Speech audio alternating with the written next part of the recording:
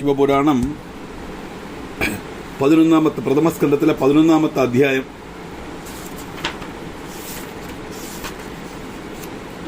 நந்திகேஸ்வரர் சொல்றார்,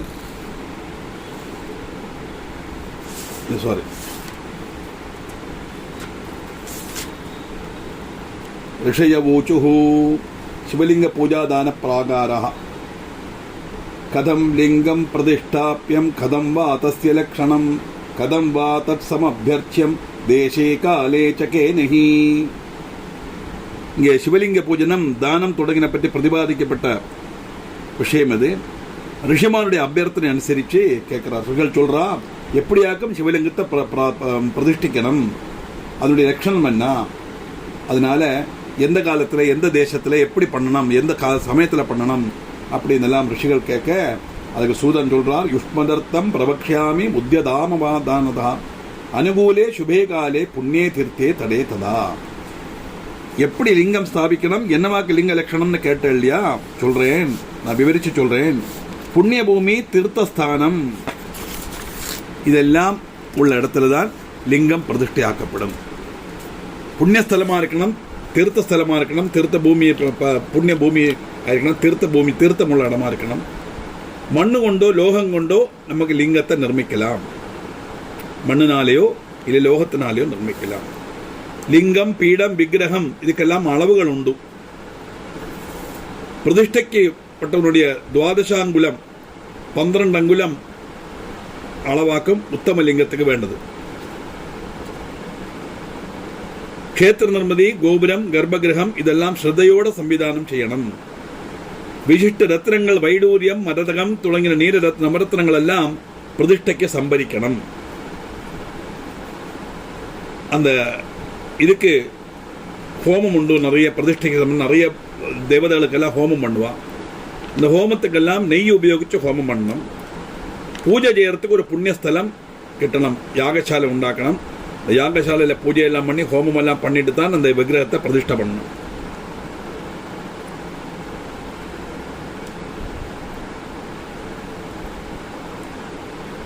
பூஜை செய்யறதுக்கு புண்ணியபலம் நல்கணும். பிரதட்சிணம், நமஸ்காரம், பஸ்மார்ச்சனை, நீராஞ்சனம், தாம்பூல சமர்ப்பணம், கொடிமர பிரதிஷ்டை, விக்கிரகத்தில் அபிஷேக காரியங்கள் இதெல்லாம் செய்தால்தான் அந்த சிவபதம் லபிக்கும். எல்லாத்துக்கும் கொடிமரத்துக்கு பூஜை உண்டு, பலிக்கல்லுக்கு பூஜை உண்டு, எல்லாத்திலும் செய்து அந்த விக்கிரகத்துக்கு அபிஷேகம் தொடங்கி அந்த விக்கிரகத்தை ஆദ്യം தலைக்கிணத்துக்கு அதில் போட்டு வைப்பா. அது கழிஞ்சு அந்த விக்கிரகத்தை அங்கே பிரதிஷ்டை பண்ணணும். சாதாரண விக்கிரகமான கண் துறக்கிற ஒரு இது உண்டு. சிவலிங்கமானத்தினால அந்த ஒரு இது கிடையாது, லிங்கத்தை தான் பிரதிஷ்டை பண்றது. இந்த சிவலிங்க கஷேத்திரத்தில் பக்தன்மாருக்கு தாமசிக்கலாம், விவித மந்திரங்கள் உபயோகிக்கலாம். காயத்ரி, வேத மந்திரங்கள், பஞ்சாட்சர மந்திரம், அஷ்டாட்சர மந்திரம், இப்படி விவித மந்திரங்கள் சிவப்பிரதிகரங்கள் தான். சிவங்கோலவே அஷ்டாட்சர மந்திரம் சொல்லாமா, நவாட்சர மந்திரம் சொல்லாமாங்கிறதெல்லாம் பார்க்கக்கூடாது. எந்த மந்திரத்தை வேணா இல்லை, எல்லாம் சிவனுக்கு பிரியம்தான். அதே மாதிரி மரணப்பட்டாச்சோன்னா அந்த மரணானந்தர கருப்புக்கெல்லாம் கழிஞ்சதுக்கு அப்புறம் சிவதர்சனம் தான் பண்ண சொல்லுவான். சாதாரண நம்ம சம்பிரதாயத்தில்னா கிரக யஜ்யம் சொல்லுவா 13ஆம் நாளைக்கு. அது கிரேக்கியம் சொல்லிட்டு வரோம். கிரேக்கியம் கிடையாது, கிரக யஜ்யம்னு பேர் அதுக்கு. ஏன்னா யஜ்யம்னா மனசுக்கு சந்தோஷத்தை கொடுக்கக்கூடிய காரியம், நமக்கு நன்மை செய்யக்கூடிய காரியம். அது கிரகத்தில் வச்சு பண்றதுனால அதுக்கு கிரக யஜ்யம்னு பேர். என்ன சந்தோஷம், அம்மா போனது சந்தோஷமா, அப்பா போனது சந்தோஷமா, இல்லை ஹஸ்பண்ட் ஒய்ஃபு போனது சந்தோஷமா அப்படிங்கிற கேள்வி அங்கே வரலாம். இங்கே சந்தோஷம்னு சொல்லப்பட்டது என்னன்னா தர்மம், புத்திர தர்மம். என்னது அப்படின்னா, மாதாவோ பிதாவோ காலமானா கர்மம் பண்ணி அவளை பிதர்லோகத்தில் கொண்டு எத்திக்கணும். இது புத்திர தர்மம். அந்த தர்மத்தை அவன் நிலைநாட்டித்தான் ஆகணும். ஏன்னா மரணம்ங்கிறது யாருக்கும் ஒழிவாக்க முடியாது இல்லையா. ஜென்மம் சொன்னாலே ஜனனத்தை மரணத்தை முடியும். எதெல்லாம் ஜனிச்சதோ அதெல்லாம் மரணப்பட்டு தானே ஆகணும். இப்போ ஜனன மரணங்கிறது ஒரு நாணயத்தினுடைய 2 வசம் மாதிரி, அதுலேருந்து யாருக்கும் தப்ப முடியாது தாத்பரியம். அப்படி மரணம் நடந்தால் அந்த மரணானந்த கிரியைகள் எல்லாம் பண்ணணும். ஒவ்வொரு சமுதாயத்தில் ஒவ்வொரு மாதிரி வச்சுப்பா. நம்ம பிராமண சமுதாயத்தில் 12 நாளைக்கு ஃபங்க்ஷன் சபண்டீகரணம் முடித்து பிண்ட சம்யோஜனம் பண்ணி அவளை பிதலோகத்துக்கு அனுப்பிச்சுடுறோம். 13ஆவது நாளைக்கு சுபஸ்வீகாரம், இந்த கிரக யஜ்யம்னு பண்ணுறோம். ஏன்னா 12 நாளோடு நமக்கு வைத்திய காரியமெல்லாம் முடிஞ்சது. இந்த 13ஆவது நாளைக்கு என்னதுன்னா, அந்த ஒரு வருஷத்தில் பல நல்ல காரியங்கள் வரலாம். நமக்கு பிதிர்காரியம் பண்ணி உடனே ஒரு மங்கள காரியத்தை பண்ணப்படாதுங்கிறதுனால சுபத்தை ஸ்வீகரிச்சுக்கிறோம். அடுத்த நாள்லேருந்து நமக்கு ரெஸ்ட்ரிக்ஷன் கிடையாது, நமக்கு எங்கே வேணால் போக்கலாம், நம்மளுடைய ரொட்டீன் ஒர்க்கில் நமக்கு இன்வால்வ் பண்ணிக்கலாம். தாத்பரியம் அந்த நாளைக்கு சாயந்தரம் சில ஒவ்வொரு ஊரில் ஒவ்வொரு பழக்கம். திருநெல்வேலிக்கு இந்த பக்கமெல்லாம் ராமாயணம் வாசிப்பா, திருநெல்வேலிக்கு அந்த பக்கமெல்லாம் சரம ஸ்லோகம்னு வாசிப்பான். ஒவ்வொரு தேசத்தில் உள்ள ஆச்சாரம் அனுசரித்து இருக்கும். அப்படி க்ஷேத்திராராதனை பண்ணணும். அது பலவிதமாக உண்டு. தசாகம், மாசம், சபண்டீகரணம், வார்ஷிகம், இப்படி கர்மங்களுக்கெல்லாம் சிவக்ஷேத்திரமாய் பந்தப்படுத்தித்தான் செய்வான். அதனால எல்லா இது கழிஞ்சாலும் அந்த சிவக்ஷேத்திரத்தை தரிசனம் பண்ண வைக்க காரணமே அதனால தான். கலியுகத்தில் கர்மத்துக்கு பிராதானியம் நிறைய வரும். அதனால யதாகாலம் நடத்தப்பட்ட சிவபூஜை கண்டு அபீக்ஷ சித்தி நமக்கு உண்டாகும். தாத்பரியம் அதனால இந்த சிவலிங்கத்தை பிரதிஷ்டிக்கிறது, இந்த சிவலிங்கத்துக்கு பூஜை பண்ணுறது, இதெல்லாம் விசேஷமான காரியம். அதுக்கு முக்கியமாக பஞ்சாட்சரம் ஜபம் பண்ணணும். நம சிவாய பஞ்சாட்சரம் ஜபம் பண்ணணும். இந்த பஞ்சாட்சரத்தினுடைய மகிமை நான் சொல்லியிருக்கேன்னா, நகாரமாகிய நாவினே நஞ்சன வறுத்து சொல்லியிருக்கேனா இங்கே?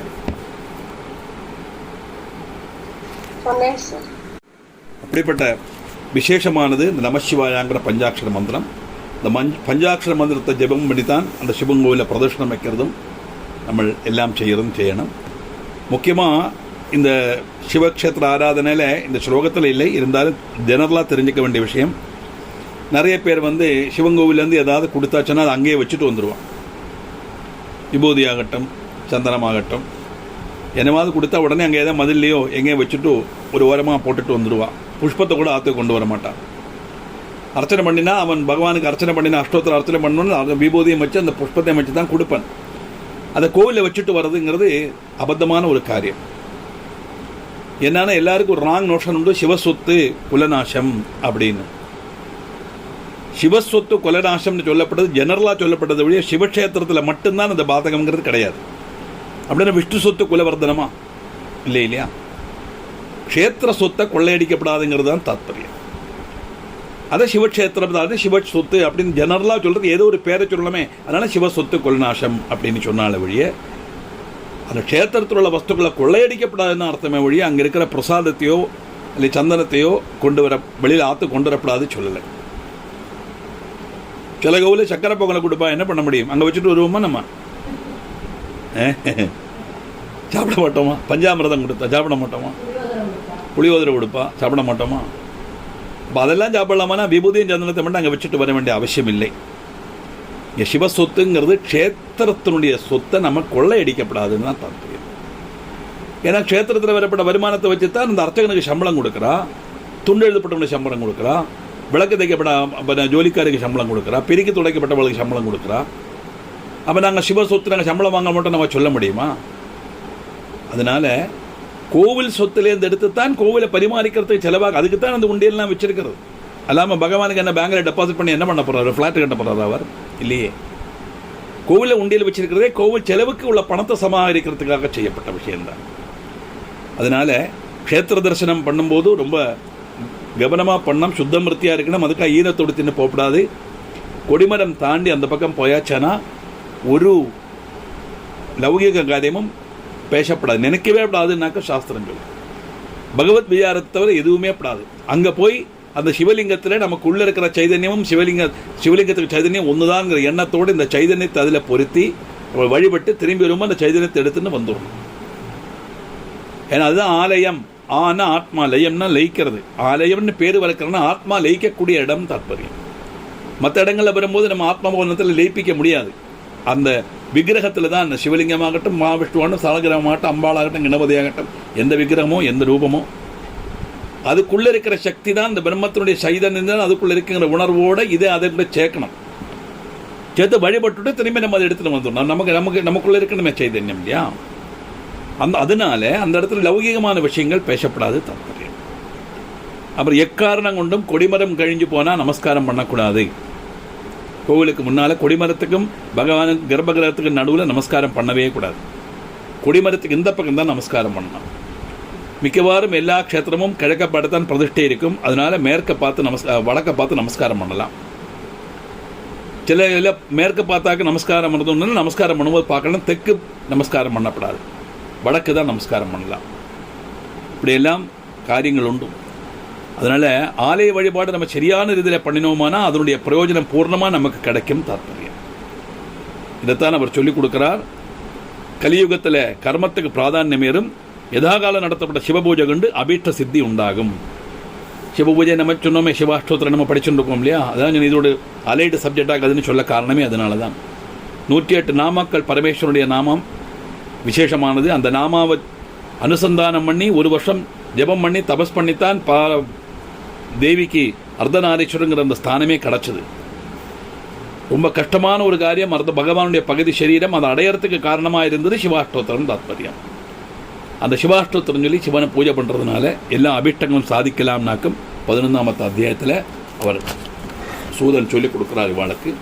அதனால் எப்படியாக்கும் இதை செய்யணும் அப்படின்னு சொல்லி இவ்வளோ வர்ணனை கழிஞ்சு அந்த 12ஆம் அத்தியாயம் சிவக்ஷேத்திர வர்ணனம், சிவக்ஷேத்திரங்களை பற்றி உள்ள வர்ணனம். எப்படி இருக்கும் சிவக்ஷேத்திரம், என்னென்ன அங்கே இருக்கும், எப்படி எல்லாம் பிரதிஷ்டை பண்ணியிருப்பாங்கிற விஷயத்தை நமக்கு 12ஆம் அத்தியாயத்தில் பார்க்கணும். சிவபுராணம் 12ஆம் அத்தியாயம் சிவாலய வர்ணனம். முனிகள்லாம் கேட்குறா,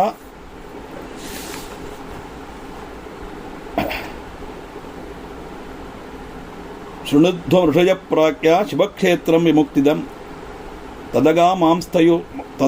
ததகாமாம்ஸ்ததோ வக்ஷே லோகரக்ஷார்த்தமேகி. அதானது எப்படி இந்த சிவக்ஷேத்திரம் இருக்கும் அதனுடைய வர்ணனையை பற்றி கேட்க முனிமாருடைய ஆവശ്யானுசரம் சூதன் சிவக்ஷேத்திரங்களை பற்றி வர்ணிக்கிறார். லோகரக்ஷார்த்தம் சிவாக்ஞால அநேகம் க்ஷேத்திரங்கள் ஸ்தாபிக்கப்பட்டது. வனத்திலேயும் சரி, கிரி தடத்திலையும், நதி தீரத்திலையும், சமுத்திர பரியந்தங்களிலும் எல்லாம் சிவக்ஷேத்திரங்கள் தாராளம் இருக்கும். கிரிதடம்னா அதுதான் இப்போ திருவண்ணாமலை இருக்கே, பர்வதத்தினுடைய தாழ்வரையில் தான் இருக்குது. சில சிவக்ஷேத்திரங்கள்லாம் சுயம்புவா நிர்மிச்சுதான், சுயம்புலிங்கம் அப்படின்னு சொல்லுவாள். அது எங்கேயாவது யாருக்காவது ஒரு மகர்ஷிக்கோ இல்லைன்னா ஒரு ஸ்தலவாசிக்கோ இல்லைன்னா மகாராஜாவுக்கோ யாருக்காவது சொப்பனத்தில் கிடைக்கும், இந்த இடத்துல ஒரு சிவலிங்கம் இருக்குது, அதை போய் பிரதிஷ்டிக்கணும் அப்படின்னு சொல்லும். அப்போ இந்த சிவலிங்கத்தை அந்த இடத்துல தோண்டி பார்ப்பா, அங்கே சிவலிங்கம் இருக்கும், அதை அப்படியே பிரதிஷ்டிப்பா. அதுதான் சுயம்புலிங்கம்னு பேர். சில இடத்து எப்படின்னா அந்த கோவிலை கட்டுறதுக்காகவே சிவலிங்கத்தை உண்டாக்குவான். அது எப்படி உண்டாக்கணும் போனதில் பார்த்தோம், லோகத்திலேயோ கல்லிலேயோ நம்ம சிவலிங்கம் உண்டாக்கணும் அப்படின்னு. இப்படி சிலதெல்லாம் மனுஷன் நிர்மிதமாக இருக்கும், சிலதெல்லாம் சுயம்புவா பந்தப்பட்ட லிங்கமாக இருக்கும். பல நதிகளும் க்ஷேத்திரவுமாய் பந்தப்பட்டதாயிட்டாக்கும் இந்த க்ஷேத்திரங்கள் அறியறது. பல நதிகளும் க்ஷேத்திரவுமாய் பந்தப்பட்டதாயிட்டாக்கும் அறியப்படுறது. சரஸ்வதி நதி புண்ணியப்பிரதம். ஹிமவானது உத்பவிச்ச கங்கை தீரத்திலுள்ள காசி க்ஷேத்திரம் பாவனம். அது மாதிரி சோணபத்ரா, நர்மதா, கிருஷ்ணவேணி, மகாநதி, துங்கபத்ரா, காவேரி, கோதாவரி, யமுனா, தாமிரபரணி, வேகவதி, சோழநதி, சிந்து, இப்படி அநேகம் புண்ணிய நதிகளுள்ள தீரங்கள் எல்லாம் சிவக்ஷேத்திரம் காணும். தாமிரபரணியில் தான் நெல்லையப்பர் கோவில். இப்படி க்ஷேத்திரங்களில் விசேஷ திவசங்களில் சிவ பூஜையும் பிதர்கர்மங்களும் அனுஷ்டிக்கிறது நல்லதாக்கும் அப்படின்னு போட்டிருக்காரு. பிரம்மலோக பிராப்திக்கு சகாயமாக்கும் இந்த க்ஷேத்திர தரிசனம். விவித மாசங்களில் விவித விசேஷ திவசங்கள்லையும் சிவாராதனை செய்து வரா. முக்கியமாக சிவாராதனை செய்கிறது திங்கக்கிழமை சாதாரணமாக எல்லாரும் வச்சுப்பா. பிரதோஷம் ரொம்ப விசேஷம். சனிக்கிழமை பிரதோஷம் வந்தால் ரொம்ப விசேஷம் அப்படின்னு சொல்லுவாள். ஏன் பிரதோஷ சமயத்தில் என்னவாக்கும் சிவனுக்கு ஒரு விசேஷம் அப்படின்னு கேட்டால், இந்த பிரதோஷ சமயத்தில் அவருடைய அந்த பிரதோஷ நிறுத்தத்துக்கு அத்தனை தேவர்களும் வந்து அவளை பரமேஸ்வரனை வழிபடுறது மட்டுமல்ல, அவருடைய நிறுத்தத்துக்கு அவள் வந்து சகாயமாக இருப்பாளாம். மகாவிஷ்ணு மிருதங்க வாசிப்பர். இப்படி ஒவ்வொன்றும் நம்ம பார்த்தோம், சிவானந்தத்தில் நிறைய பார்த்தோம் நம்ம டீட்டெயிலாக இல்லையா. அதனால இந்த பிரதோஷ சமயத்தில் பகவானை வழிபடும் போது அத்தனை தேவர்களுடைய சாநித்தியமும் அங்கே இருக்கிறதுனால அது விசேஷமான சமயம். இந்த பிரதோஷங்கிறது நம்ம 15 நாளைக்கு இருக்கப்பட்ட பிரதோஷத்தை மட்டும் நம்ம பிரதோஷம் நினச்சிக்கிறோம். அதெல்லாம் பிரதோஷங்கிறது சூரியாஸ்தமனம் கழிஞ்சு சந்திரோதயத்துக்கு மிந்தி உள்ள அந்த சமயம்.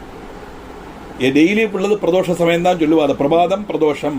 அப்படி பிரபாதம்னா சூரியன் உதிக்கிறது, பிரதோஷம்னா சூரியன் அஸ்தமிக்கிறது தாற்பயம். அந்த 6 மணிலேருந்து 6:30 மணி அந்த சமயம் தான் பிரதோஷ காலம்.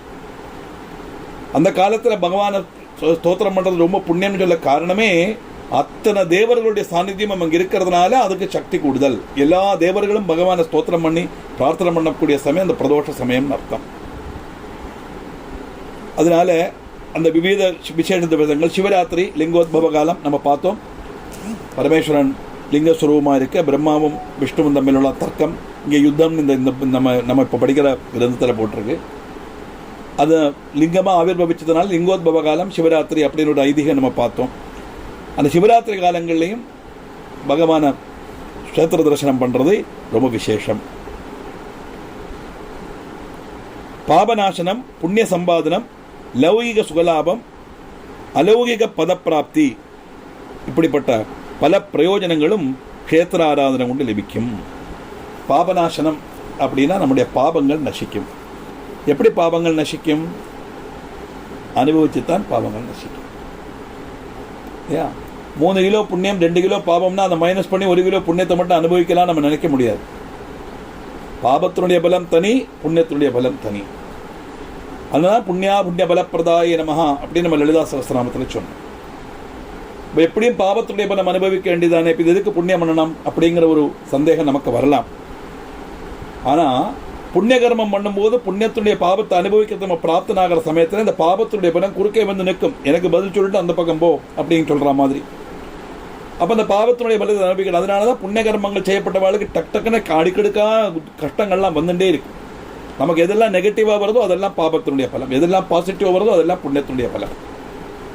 அசுகமாகட்டும், சங்கடமாகட்டும், துக்கமாகட்டும், நஷ்டமாகட்டும், கஷ்டமாகட்டும், எது வேணா நமக்கு பிடிக்காதது, நமக்கு நெகட்டிவாக வரப்பட்டதெல்லாம் நம்ம பாபத்தினுடைய பலம். Nobody else is responsible for that. We are alone is responsible. நாம தான் அதுக்கு பொறுப்பு. இன்னொரு ஆள் நம்ம பொறுப்பு சொல்ல முடியாது. நம்ம கர்ம பலம்.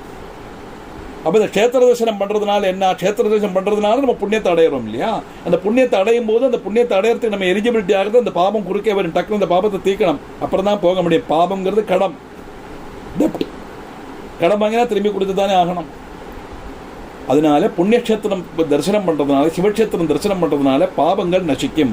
அப்படின்னா அந்த புண்ணியத்தினுடைய வீரியத்தினால வரப்பட்ட பாவங்களை அனுபவிக்கிறதுக்குள்ள சக்தி நமக்கு கிடைச்சி அந்த பாவம் நம்மளை அனுபவிச்சு தீர்த்து அந்த பாவம் இல்லாம ஆகும். புண்ணிய சம்பாதனம், புண்ணியத்தை சம்பாதிக்கிறோம் இல்லையா? ஆமாம். புண்ணிய சம்பாதனம்னா என்னது? சாதாரண பாருங்கள, நம்ம கோவிலுக்கு போகிறதுக்கு முந்தி உள்ள மனநிலைமையும் கோவிலுக்கு போயிட்டு வரும்போது உள்ள மனநிலைமையும் வித்தியாசம் உண்டா இல்லையா? அதுலேயும் கோவிலில் இருக்கிற சமயத்தில் மனநிலைமைக்கு இன்னொரு வித்தியாசம் உண்டு. சாதாரணமாக போவோம், என்னமோ கஷ்டங்கள் எல்லாம் இருக்கும், சரி கோவிலுக்கு போயிட்டு வருவோம் அப்படின்னு போவோம். அந்த கோவிலுக்குள்ள ஏறினோன்னா பகவானை பார்க்கும்போது எங்கேயோ நமக்கு ரொம்ப வேண்டப்பட்ட ஒரு இடத்துல வரா மாதிரி ஒரு இன்டிமசி நமக்கு வரும். உண்மையான பக்தனாக இருந்தால் அந்த சமயத்தில் அந்த மனநிலைமைக்கு இருக்கு இல்லையா, அது பயங்கரமான ஒரு எஃபெக்ட் ஆகும். அதே மாதிரி தொழுதுட்டு வந்தாச்சுன்னா என்னோட காரியங்களை அவர்கிட்ட சொல்லியாச்சுன்னு அவர் பார்த்துப்பார் அப்படிங்கிற ஒரு சமாதானம் வரது, ஒரு சாந்தி வருது மனசு. அது வரணுமே, சாந்தி சமாதானம் வரணும். அந்த ஒரு மனம் எப்போ கிடைக்கும்? பகவானை தொழுதுட்டு வந்ததுக்கு அப்புறம் தான் கிடைக்கும்.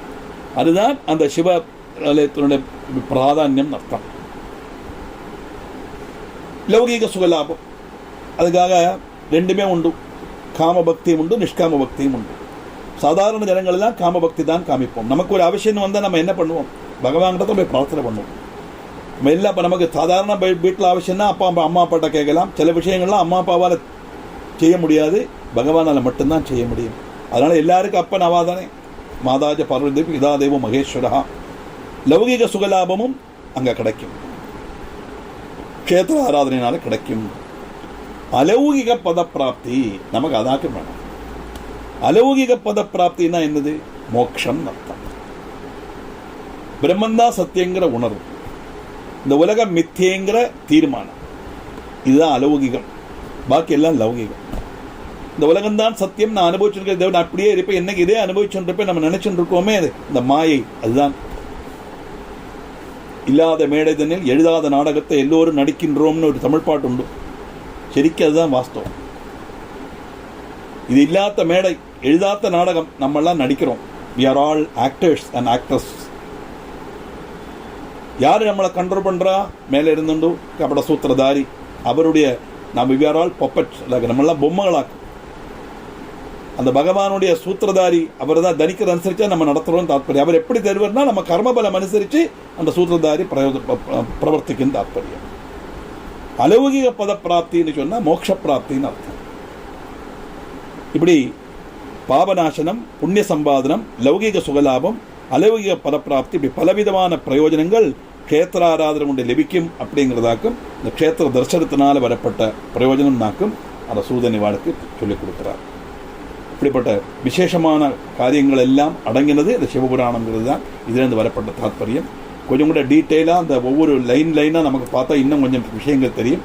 அதுக்குள்ள சௌகரியம் பகவான் தரட்டு. நானும் சர்ச் பண்ணிட்டு இருக்கேன். உங்களுக்கு யாருக்காவது மலையாளத்தில் அப்படி புக்கு கிடச்சது நான் சொன்னால் நீங்கள் எனக்கு ரெஃபர் பண்ணலாம். நமக்கு அந்த புக்கை பார்க்கலாம். பாக்கி நாளைக்கு எத்தனாமத்தது 13ஆம் சர்க்கம் நாளைக்கு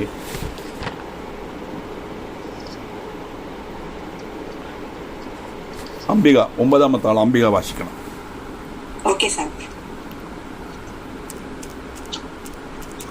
ஓ அது ஒரு கடல் வந்துடும்.